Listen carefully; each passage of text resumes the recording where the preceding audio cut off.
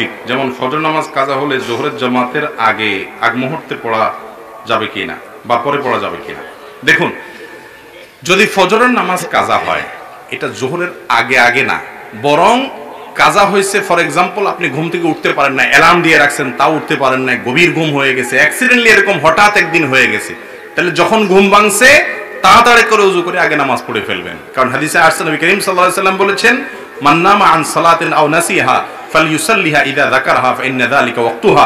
কেউ যদি ঘুমের কারণে নামাজ পড়তে না পারে বা ভুলে গেছে, তাহলে এরকম ব্যক্তির যখন স্মরণ হবে বা ঘুম থেকে উঠবে সাথে সাথে সে নামাজ পড়বে, ওইটাই তার ওয়াক্ত। আপনি বললেন যে তুমি তো কাজা যেহেতু হয়েই গেছে, থাক তাহলে একসাথে জোহরের সময় পড়বো, এটা উচিত না। উচিত হলো কি করা ভাই, ঘুম থেকে উঠার পর যদি নিষিদ্ধ সময় না হয় তাহলে ওই টাইমে কি করা, 7টা বাজে ঘুম ভাঙছে, 8টা বাজে ভাঙছে, 9টা বাজে ভাঙছে, তাহলে উজু করে অন্য কাজ পরে আগে নামাজটা পড়ে ফেলান, তারপর অন্য কাজ করবেন। আর যদি আপনি